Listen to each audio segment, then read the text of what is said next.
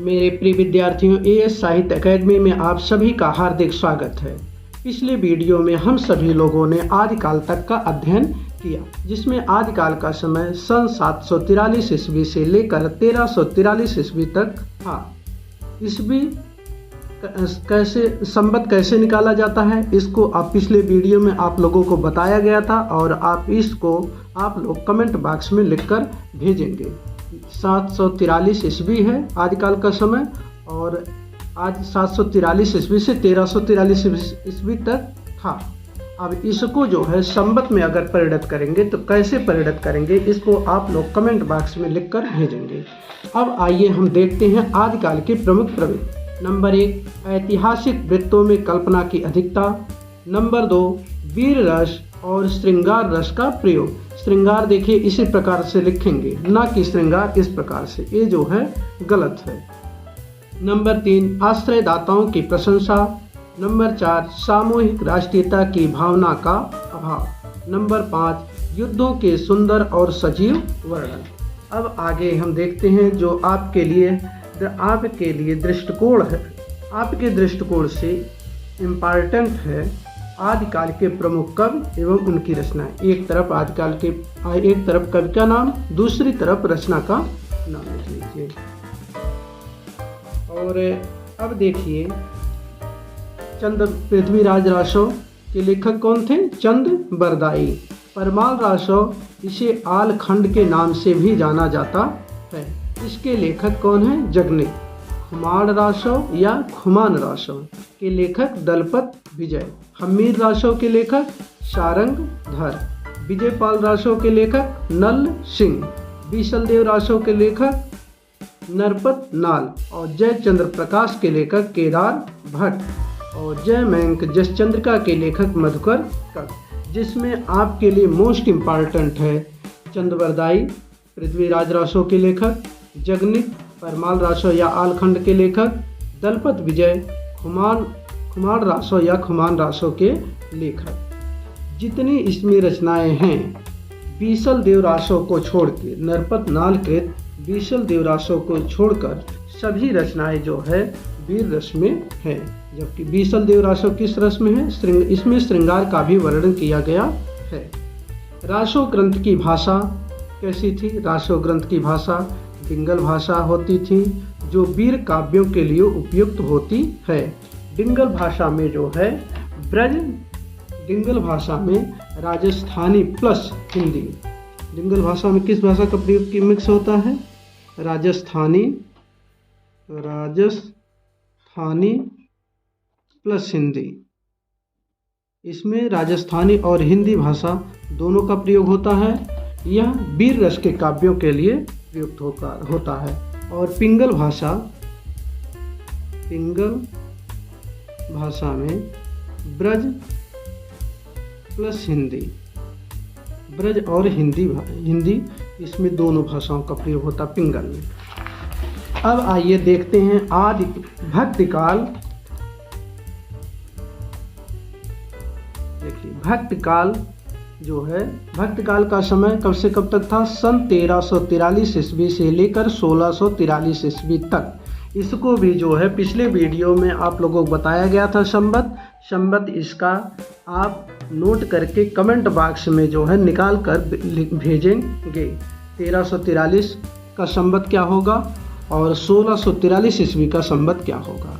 अब देखिए भक्तिकाल को दो भागों में विभाजित किया गया था, निर्गुण भक्ति धारा और नंबर 2 सगुण भक्ति धारा। पुनः निर्गुण भक्ति धारा को दो भागों में विभाजित किया गया, ज्ञान मार्गी शाखा, प्रेम मार्गी शाखा।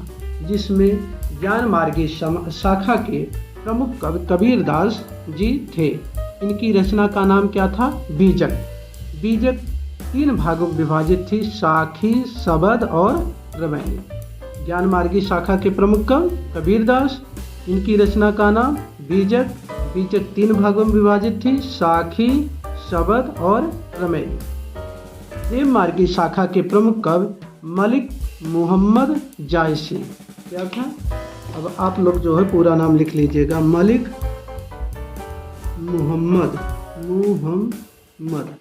मुहम्मद जायसी। मलिक मोहम्मद जायसी। और फिर सगुण भक्ति धारा देखेंगे जो है। सगुण भक्ति धारा को पुनः 2 भागों में विभाजित किया गया, कृष्ण भक्ति धारा और राम भक्ति धारा। कृष्ण भक्ति धारा और राम भक्ति धारा। कृष्ण भक्ति धारा के सर्व प्रमुख कवि थे सूरदास, जिनकी रचना का नाम है सूर सागर, प्रसिद्ध रचना का नाम सूर सागर। और राम भक्ति धारा के प्रमुख कवि तुलसीदास थे, जिनकी प्रमुख रचना या महाकाव्य का नाम क्या था? रामचरित मानस, जो 7 खंडों में विभक्त था। अब देखिए आगे भक्ति काल की मुख्य प्रवृत्तियां।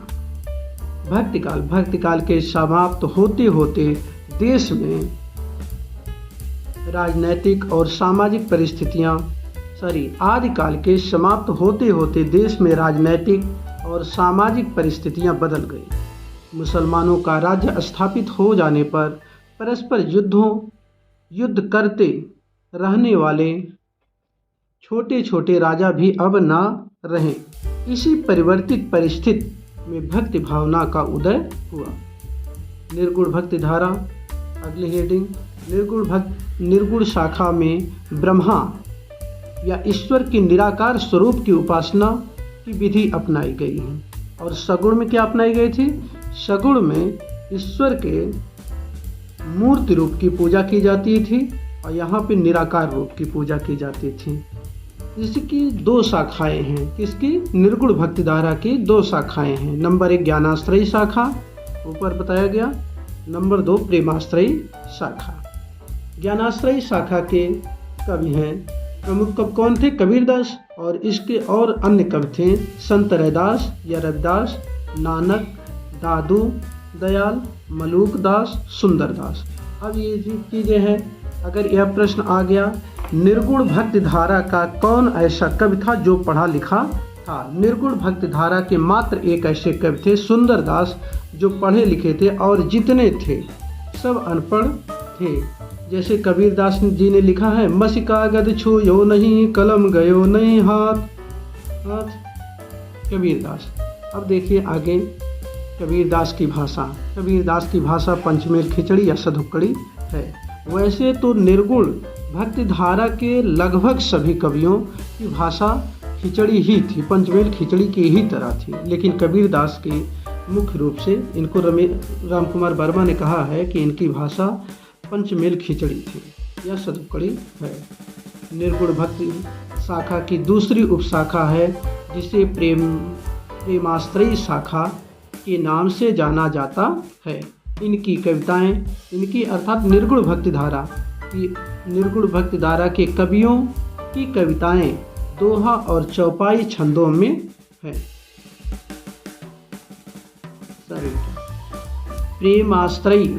प्रेमाश्रयी शाखा के कवियों की कविताएं दोहा और चौपाई छंदों में है।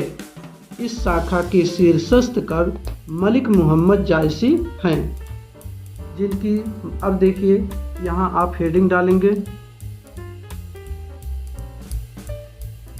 प्रेमाश्रयी शाखा के प्रमुख कवियों की रचनाएं।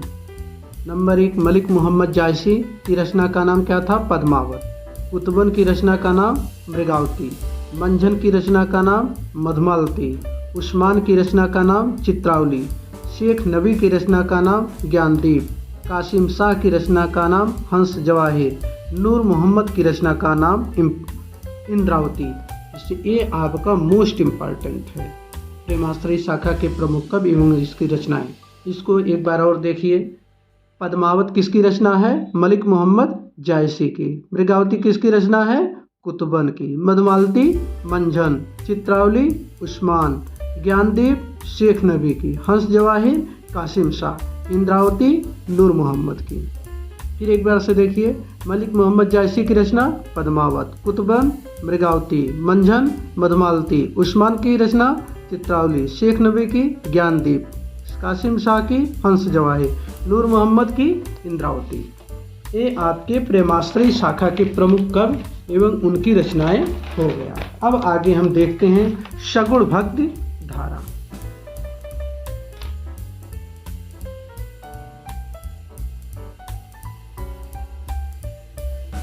सगुण भक्ति धारा। देखिए सगुण शाखा या सगुण भक्ति धारा 11वीं शताब्दी में स्वामी रामानुजाचार्य भक्ति के क्षेत्र में अवतार भावना को प्रतिष्ठित कर चुके थे। अर्थात सगुण शाखा की स्थापना 11वीं शताब्दी में स्वामी रामानुजाचार्य जी ने की थी। अगर यह क्वेश्चन आ जाता है कि 11वीं शताब्दी में सगुण शाखा की स्थापना किसने किया था, तो क्या हो जाएगा, स्वामी रामानुजाचार्य जी थे। उन्हीं की शिष्य परंपरा में स्वामी रामानंद जी हुए, ब्राह्मी पीढ़ी के थे, जिन्होंने जनता के बीच राम भक्ति का प्रचार प्रसार किया। यहीं से रामाश्रयी शाखा का शुभारंभ हुआ। रामानंद की शिष्य परंपरा में तुलसीदास हुए, जिन्होंने रामचरितमानस महाकाव्य जो 7 खंडों में है, महाकाव्य की रचना की, जो 7 कांडों में विभक्त है। तुलसीदास के रामानंद के शिष्य तुलसीदास हैं। वैसे रामानंद उस समय के बहुत प्रतिष्ठित विद्वान थे और राम जी के भक्त थे, और इसलिए इनके तो कई शिष्य थे, जैसे अनंतानंद कबीर सुखा सुरसुरा पद्मावत नरिहर पीपा भावानंद रैदास धना सेन सुरसर की घरीहर। ये जितने हैं ये सभी जो है रामानंद के शिष्य थे। आगे देखिए, लेकिन आपके लिए इतना ही जो बताया गया है और जो अंडरलाइन किया गया है। जैसे 11वीं शताब्दी में सगुण भक्ति शाखा की स्थापना किसने की थी, रामानुजाचार्य ने। रामानुजाचार्य के शिष्य कौन थे, रामानंद। रामानंद के शिष्य तुलसीदास किसके शिष्य थे, रामानंद के। या तुलसीदास की प्रमुख रचना का नाम बताइए, रामचरितमानस। ठीक, ये आपके लिए मोस्ट इम्पॉर्टेंट है। आगे देखिए, सगुणोपासना की दूसरी शाखा का कृष्णाश्रयी शाखा कहलाती है। श्री कृष्ण के भक्त के प्रवर्तन का श्रेय श्री वल्लभाचार्य जी को है। इस शाखा के प्रमुख कवि कौन हैं, सूरदास जी। किस शाखा के, कृष्णाश्रयी शाखा की। अब यह क्वेश्चन अगर आ जाए, सूरदास जी किस शाखा के प्रमुख कवि थे, तो सूरदास कृष्णाश्रयी शाखा के प्रमुख कवि थे। तुलसीदास किस शाखा के प्रमुख कवि थे, तुलसीदास किस शाखा के थे, राम भक्ति शाखा के प्रमुख कवि थे। कबीरदास किस शाखा के प्रमुख कवि थे, तो कबीरदास ज्ञानमार्गी शाखा के प्रमुख कवि थे या निर्गुण भक्ति शाखा के प्रमुख कवि थे। मलिक मोहम्मद जायसी किस शाखा के प्रमुख कवि थे, मलिक मोहम्मद जायसी प्रेमाश्रयी शाखा के प्रमुख कवि थे। अब आइए आगे देखते हैं, सूरदास की रचना का नाम क्या है, सूरसागर तथा साहित्य लहरी और सुरसरावली भी।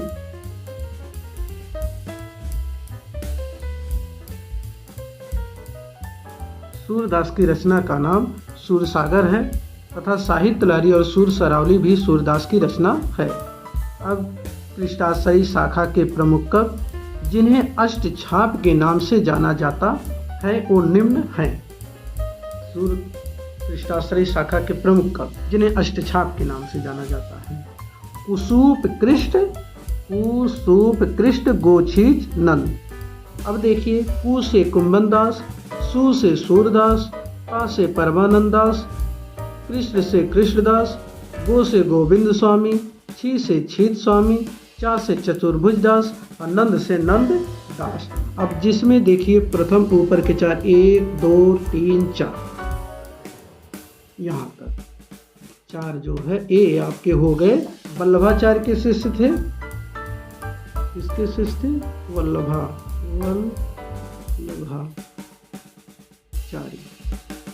ये 4 वल्लभाचार्य के शिष्य थे और पुनः नीचे के 4 जो है ये वल्लभाचार्य के पुत्र विट्ठलनाथ के शिष्य, विट्ठल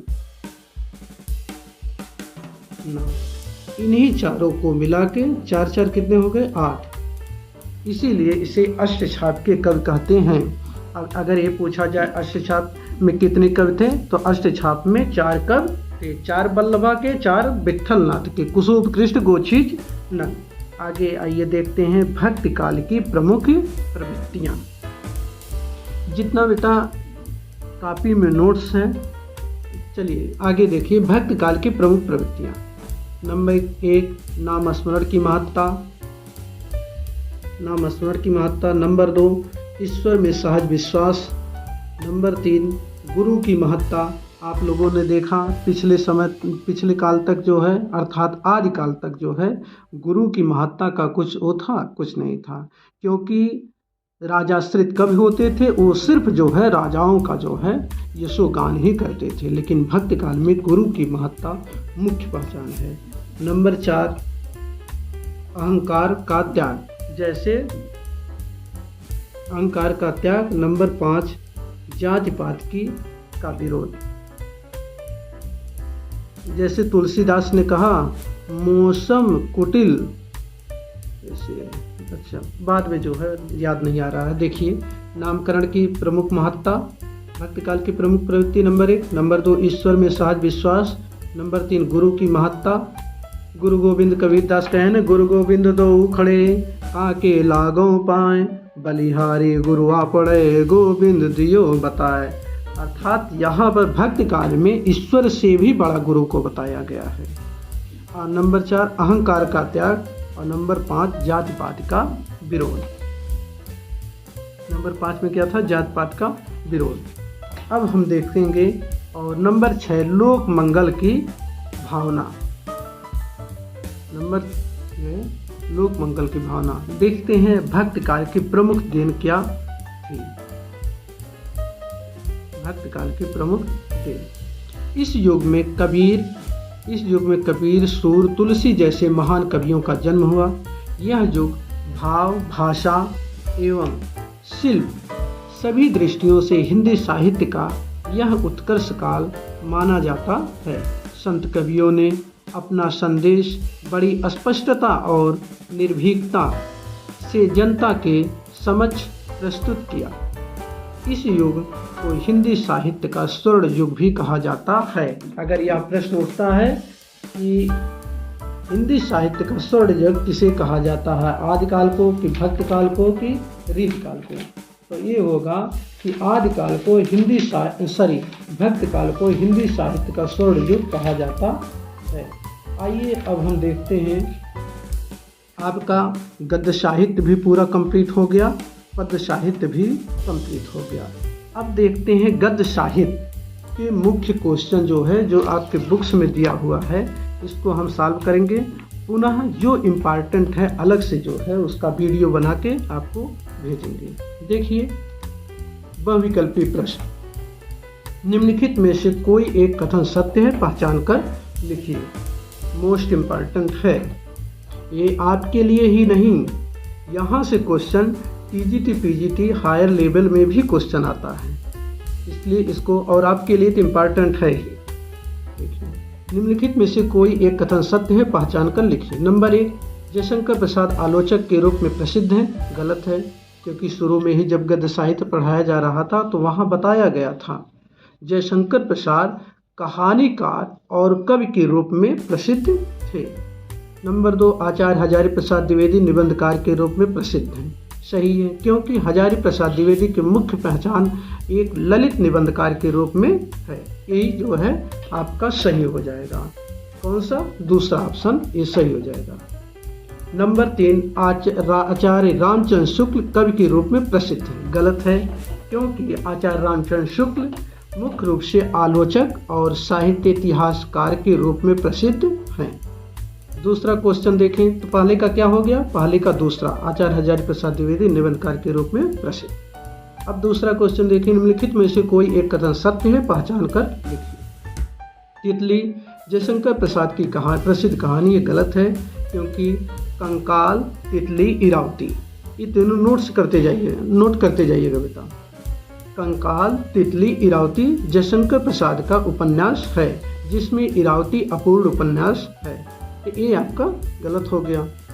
नंबर 2, सागर की लहरों पर डॉक्टर भगवत शरण उपाध्याय द्वारा रचित यात्रा वृत्तांत है। सही।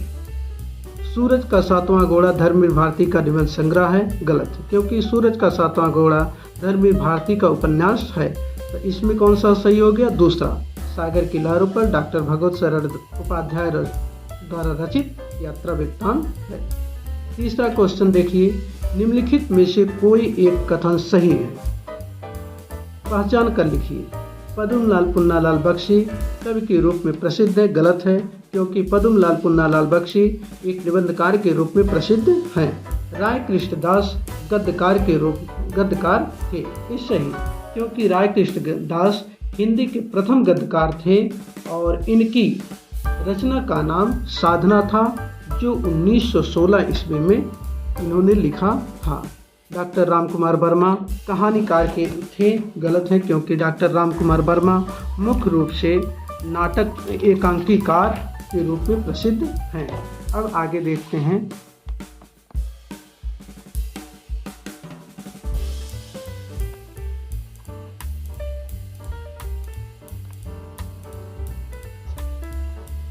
देखिए,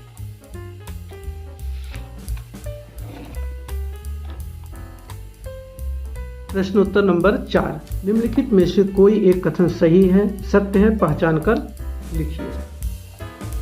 ठीक, श्याम सुंदर दास कवि थे। गलत है, क्योंकि श्याम सुंदर दास जो है मुख्य रूप से जो है निबंधकार के रूप में प्रसिद्ध हैं। श्याम सुंदर दास किस रूप में प्रसिद्ध हैं? एक निबंधकार के रूप में प्रसिद्ध हैं। अब सही आ गया।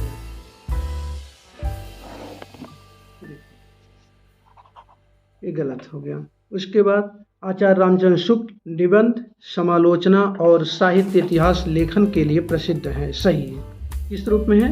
निबंध लेखक के रूप में, समालोचना के रूप में अर्थात आलोचना के रूप में, और साहित्य इतिहास लेखन के रूप में लिए प्रसिद्ध हैं।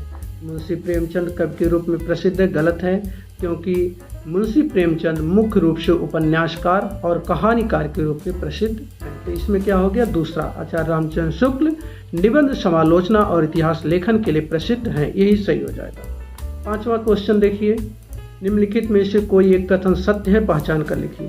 श्याम सुंदर दास कवि के रूप में प्रसिद्ध हैं। अब बताइए आप, अभी ऊपर बताया गया चौथे नंबर पर श्याम सुंदर दास किस रूप में प्रसिद्ध हैं? निबंधकार के रूप में प्रसिद्ध हैं। प्रेमचंद उपन्यास लेखक के रूप में प्रसिद्ध हैं। सही है। ठीक है, कौन सा ये क्या हो जाएगा? सही हो जाएगा। प्रेमचंद उपन्यास लेखक के रूप में प्रसिद्ध है। अगला देखिए, डॉक्टर लक्ष्मी सागर वार्ष्णेय कहानी लेखक हैं। गलत है, क्योंकि डॉक्टर लक्ष्मी सागर वार्ष्णेय साहित्य इतिहास लेखक के रूप में प्रसिद्ध हैं। जो बताया जा रहा है चारों ऑप्शन का उत्तर, इसको जो है आप अपनी नोट्स बुक में नोट्स कॉपी में लिखते जाइएगा। नंबर 6, निम्नलिखित में से कोई एक कथन सत्य है, पहचान कर लिखिए। गुलाब राय कवि के रूप में प्रसिद्ध है। गलत है, क्योंकि बाबू गुलाब राय एक निबंधकार के रूप में प्रसिद्ध है। आचार्य हजारी प्रसाद द्विवेदी प्रसिद्ध कहानीकार हैं। गलत है, क्योंकि अभी आपको जो है कितने में था, क्वेश्चन नंबर 3 में बताया गया आचार्य हजारी प्रसाद द्विवेदी एक ललित निबंधकार के रूप में प्रसिद्ध हैं। जयशंकर प्रसाद का ऐतिहासिक नाटकों के क्षेत्र में महत्वपूर्ण योगदान है। ये सही, क्योंकि आज तक हिंदी साहित्य के इतिहास में सर्वाधिक ऐतिहासिक नाटक लिखने वाला यदि कोई है तो वह कौन है? जयशंकर प्रसाद। ये सही हो जाएगा। 7वां देखिए, निम्नलिखित में से कोई एक कथन सत्य है, पहचान कर लिखिए। रानी केतकी की कहानी किसकी रचना है? इंसा अल्लाह खां, या इसे क्या कहते हैं? उदय भान चरित। भारतेंद्र हरिश्चंद्र शुक्लोत्तर युग के उपन्यास लेखक हैं। गलत है। कलम का सिपाही अमृत राय की रचना है, या कलम का सिपाही की रचना अमृत राय ने की। कलम का सिपाही में किसका वर्णन? मुंशी प्रेमचंद का, जिसे लिखा था अमृत राय ने। कलम का सिपाही मुंशी प्रेमचंद की जीवनी है, जिसे अमृत राय ने लिखा है। यही ऑप्शन सही हो जाएगा, तीसरा। 8वां देखिए, निम्नलिखित में से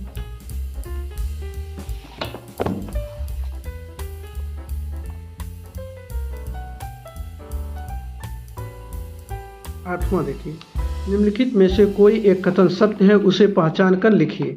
जैनेंद्र कुमार मुख्यतः नाटककार हैं। गलत है, क्योंकि जैनेंद्र कुमार मुख्य रूप से निबंधकार और कहानीकार के रूप में प्रसिद्ध हैं। प्रेमचंद कहानीकार और उपन्यासकार के रूप में प्रसिद्ध हैं। सही है। अभी आपको जो है देखिए कई जगह ये आ चुका है प्रेमचंद का। अब आपको ऊपर भी बताया गया है कि प्रेमचंद किस रूप में प्रसिद्ध है, कहानीकार और उपन्यासकार के रूप में प्रसिद्ध हैं। ये सही हो जाएगा।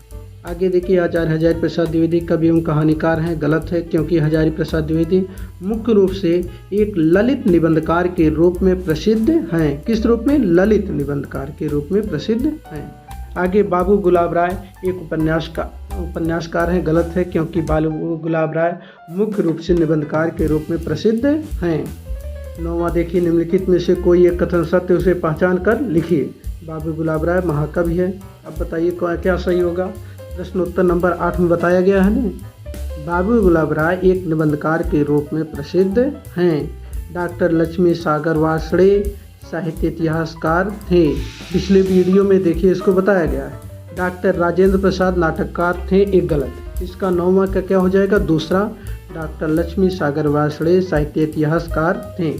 निम्नलिखित में से कोई एक कथन सत्य उसे पहचान कर लिखिए। आचार्य रामचंद्र शुक्ल एक उपन्यासकार हैं। गलत है, क्योंकि आचार्य रामचंद्र शुक्ल अभी आपको प्रश्नोत्तर नंबर 4 में बताया गया है। यह निबंध लेखक, समालोचना और इतिहास लेखक के रूप में प्रसिद्ध है। महादेवी वर्मा की प्रसिद्ध रचना गोदान है। गलत है, क्योंकि महादेवी वर्मा की यह रचना ना होकर मुंशी प्रेमचंद का उपन्यास है, जो सन 1936 ईस्वी में लिखा गया था। रामधारी सिंह दिनकर एक राष्ट्रीय कवि हैं। ये सही है आपका जो है। इसी प्रकार से आपका देखिए गद्य साहित्य का बताया गया, और कुछ क्वेश्चन आपके पद्य साहित्य के अभी अलग से जो है वीडियो बना के उसको डाला जाएगा। और ये निश्चित है कि 10th में आप लोगों के इतना जो ऑब्जेक्टिव क्वेश्चन बताया गया और गद्य पद्य जो अब तक पढ़ाए गए, इसके बाहर 98% क्वेश्चन यहीं से आएंगे। इसके बाहर एक भी क्वेश्चन नहीं आने हैं।